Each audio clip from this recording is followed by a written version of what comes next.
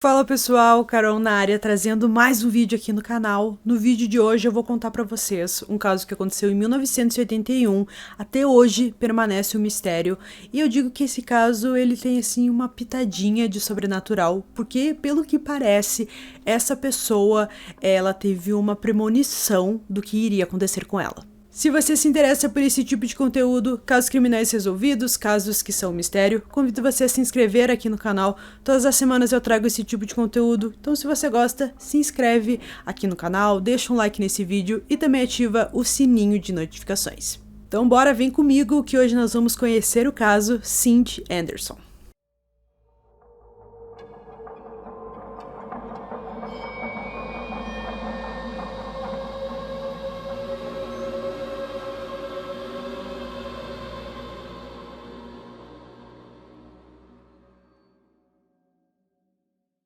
Cynthia Jane Anderson, ou apenas Cindy, nasceu no dia 4 de fevereiro de 1961 e morava com a sua família em Belfort Township. Ela era muito unida à sua família, trabalhava como secretária jurídica em um escritório de advocacia em Toledo, Ohio, e era descrita como uma jovem quieta, mas quando alguém puxava assunto com ela, ela era muito amigável e simpática. Ela vivia em uma comunidade fundamentalista cristã.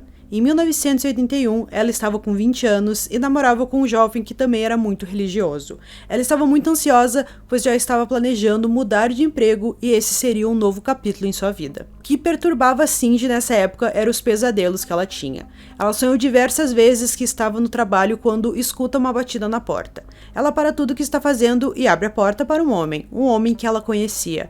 O homem começa a persegui-la e ela está tentando desesperadamente fugir dele. O homem consegue sequestrá-la e a leva para outro local e no fim ele tira sua vida. Nesse momento ela acorda e fica com uma sensação horrível porque tudo aquilo parecia muito real. Esses pesadelos eram recorrentes e em uma manhã, quando acordou, parecia tão real que ela acordou chorando e precisou ser consolada pela mãe. Sua irmã também estava em casa naquele dia e lembra o quanto a irmã sofreu por causa do sonho, que, segundo ela, foi muito real e não parecia apenas um sonho. Em 1980, quando Cindy foi trabalhar em um dia, ela se deparou que alguém escreveu em uma parede na frente das janelas do seu escritório a seguinte frase: "Eu te amo, Cindy", por GW. A frase foi escrita em letras maiúsculas para chamar sua atenção e aquilo a deixou perturbada. Era óbvio que aquela mensagem era para ela, mas ela não conhecia nenhuma pessoa com as iniciais GW. Levou 6 meses para a mensagem ser removida. Apenas algumas semanas depois, a mensagem foi pintada novamente na parede. Então essa frase foi escrita novamente na mesma parede, só que dessa vez as letras eram muito maiores para chamar ainda mais a atenção dela. Nesse momento ela estava muito preocupada, ela temia pela sua segurança e ficou pior ainda. Ela começou a receber algumas ligações de assédio durante seu trabalho, ela se sentia muito incomodada com aquilo, aquela pessoa ligava para ela várias vezes, ela não sabia quem era, parecia que alguém estava a perseguindo e com certeza ela ficou muito preocupada nesse momento. Ela falou para o seu chefe e tudo mais, então eles disseram para ela sempre permanecer com a porta trancada quando ela estivesse no escritório e também do lado da mesa dela tinha um botão que era como um alarme e se ela apertasse aquele botão saía um som na loja vizinha da deles, então o pessoal da loja poderia ir ali rapidamente ajudar, ver se ela tinha algum problema, alguma coisa, mas mesmo assim ela estava muito preocupada e com todos os sonhos também que ela teve, parecia que tudo aquilo estava sendo muito estressante para ela. No dia 3 de agosto de 1981, um cliente estava conversando com ela no escritório, parecia tudo normal, ela estava tranquila naquele momento, até que o telefone dela tocou e ela atendeu, mas ela desligou muito rápido, parecia que ela tinha escutado alguma coisa que ela não gostaria de ouvir e o cliente percebeu isso. Então, alguns segundos depois, o telefone tocou novamente e ela atendeu e mais uma vez ela desligou o telefone rapidamente. E o cliente descreveu que o rosto dela, quando ouviu o que aquela pessoa falou na linha, ela ficou muito apavorada, era um rosto de pavor mesmo, como se ela tivesse escutado uma coisa horrível. O cliente percebeu tudo isso, perguntou se ela estava bem e ela disse que não era para se preocupar, que estava tudo bem, que aquilo estava acontecendo, que era outro cliente e tudo mais, mas mesmo assim, esse cliente ele não ficou convencido daquilo, então quando ele saiu saiu do escritório, ele foi até a sua casa e decidiu ligar para a polícia, pediu que eles fossem lá dar uma verificada para ver se estava tudo bem mesmo. No dia seguinte, Cindy foi para o trabalho como de costume por volta das 8h30 da manhã. Ela geralmente estava sozinha no escritório durante as horas da manhã. Testemunhas observaram que ela foi vista por volta das 9h45. Por volta do meio-dia, os advogados que trabalhavam com ela chegaram ao escritório. Não havia nenhum sinal de Cindy em nenhum lugar. Eles a chamaram, procuraram por ela em todos os cômodos, mas ela não estava em lugar nenhum. As luzes estavam acesas e a porta estava trancada por dentro. Tinha um forte cheiro de acetona no escritório.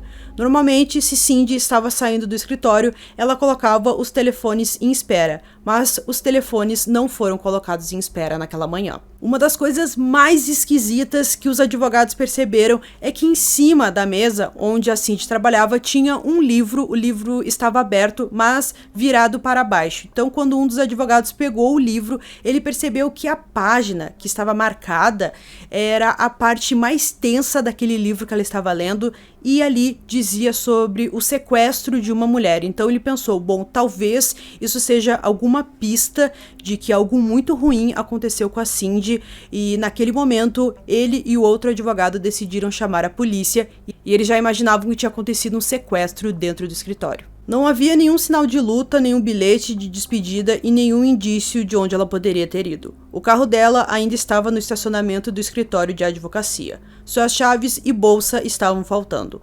Não havia também nenhuma movimentação na sua conta e havia uma grande quantia de dinheiro guardada. A polícia não sabia muito o que fazer. Não tinha nenhuma pista que pudesse ajudar no caso. Sua família disse que não fazia sentido ela fugir por conta própria. Eles contaram que ela estava com muitos planos para o seu futuro e praticamente todos os seus itens foram deixados na casa.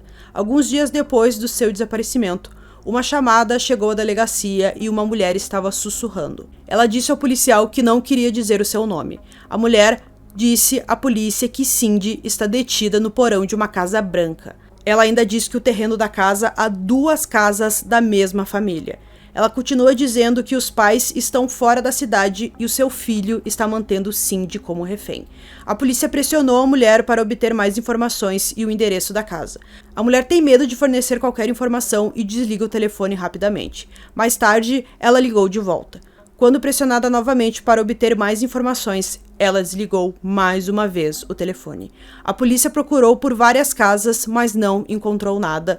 Também não conseguiram descobrir quem foi essa mulher que fez essa ligação, e isso permaneceu um mistério. Como Cindy não atendeu nenhuma ligação depois das 10 horas da manhã, a polícia acredita que ela foi sequestrada em um período de 15 minutos, que foi algo muito rápido, já que as pessoas a viram às 9h45 e estava tudo normal. Em novembro de 1995, um grande júri federal proferiu 25 acusações contra 9 indivíduos e os acusou de envolvimento em uma grande rede de distribuição de drogas em Toledo.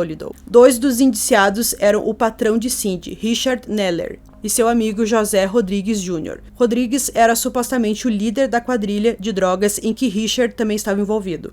Naquele mesmo mês, a polícia anunciou que acreditava que Cindy foi morta por Richard, porque ela ouviu conversas entre ele e Rodrigues sobre a sua operação ilegal. Enquanto Rodrigues estava sendo julgado pelas acusações de drogas, uma testemunha disse que ele confessou ter matado Cindy. Ele supostamente fez isso para enviar uma mensagem a Richard porque não o representou adequadamente em seu julgamento anterior. Mas a polícia não pôde confirmar essa confissão. Este caso permanece oficialmente sem solução. Tanto Richard quanto Rodrigues estão cumprindo penas de prisão por tráfico de drogas e continuam sendo suspeitos no caso. A polícia conseguiu chegar até o homem que escreveu que amava a Cindy naquela parede que ficava na frente do escritório, mas esse homem disse que essa mensagem não era para essa Cindy. Tinha uma outra Cindy que também trabalhava por ali e essa mensagem seria para ela, que eles eram namorados, enfim, alguma coisa. Só que as pessoas que trabalhavam ali disseram que não tinha nenhuma Cindy, que a única Cindy que tinha, a única Cynthia que tinha, era ela, a que foi sequestrada. Então, tudo isso ficou muito estranho, mas a polícia não considerou ele em nenhum momento o responsável pelo sequestro. A polícia começou a ir atrás de pessoas que tivessem alguma ligação com a Cindy, que tivesse a inicial G e depois o W.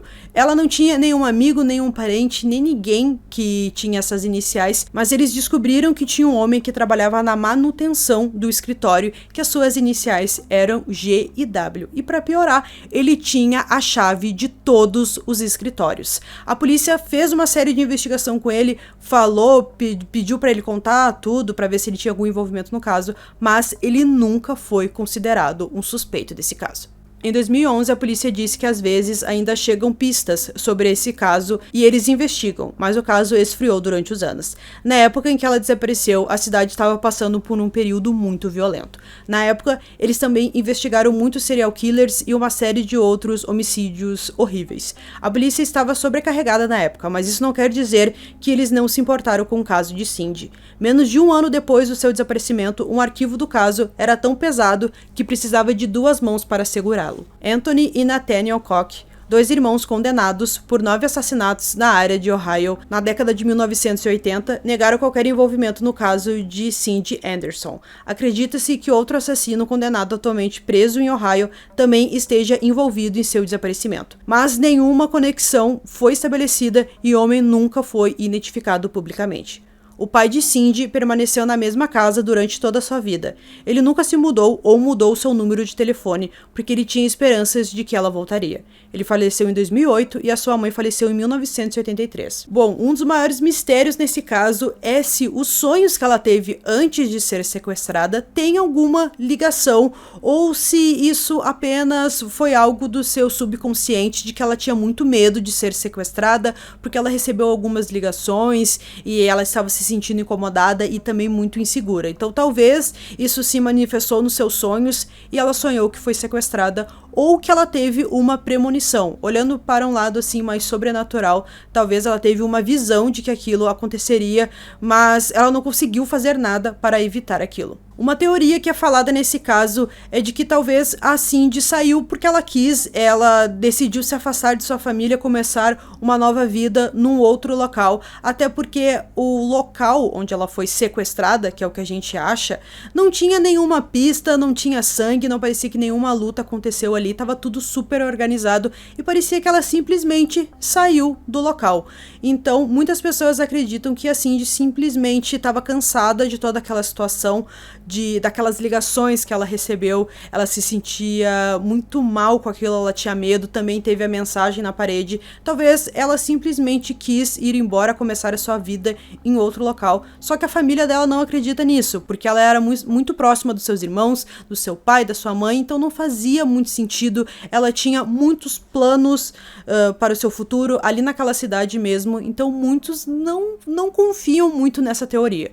A teoria que o pessoal mais acredita, mais falada, acho que até a polícia acredita mais nessa, é a teoria que o chefe fez alguma coisa, como eu disse, talvez ela ouviu alguma coisa sobre as drogas, então ele, para deixar ela quieta, para ela não falar, decidiu matar ela ou mandou alguém matar. Então, digamos que essa é a teoria mais aceitável nesse caso aqui. Outros falam que ela estava passando por uma situação muito estressante, de que ela recebeu aquelas ligações, teve aquela mensagem na parede, os seus sonhos também, ela não conseguia dormir bem, então ela teve um colapso e simplesmente fugiu do local sem avisar ninguém. Ela teve algum problema de saúde mental e ela simplesmente saiu sem avisar sua família e ninguém sabe, talvez ela foi para outro local, não conseguiu voltar para casa, teve alguma amnésia, alguma coisa do tipo, mas essa teoria assim não é muito falada e realmente a que o pessoal mais acredita é a teoria do chefe. Então, pessoal, concluindo esse caso aqui pra vocês, como é um caso misterioso, no final eu trouxe essas teorias aqui, agora eu quero saber de vocês, o que vocês acreditam que aconteceu com ela?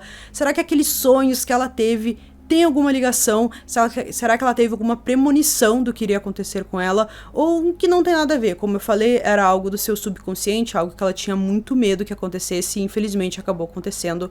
Ou se vocês acham que o chefe tem algum envolvimento no desaparecimento dela até então, a gente não pode falar de assassinato porque o corpo dela nunca foi encontrado, mas infelizmente a gente acredita que foi isso que aconteceu. Então é um caso que aconteceu lá em 1981, permanece até hoje hoje sem solução, mas a polícia ainda trabalha muito nesse caso e eles têm a esperança de um dia, por fim, conseguir colocar um ponto final.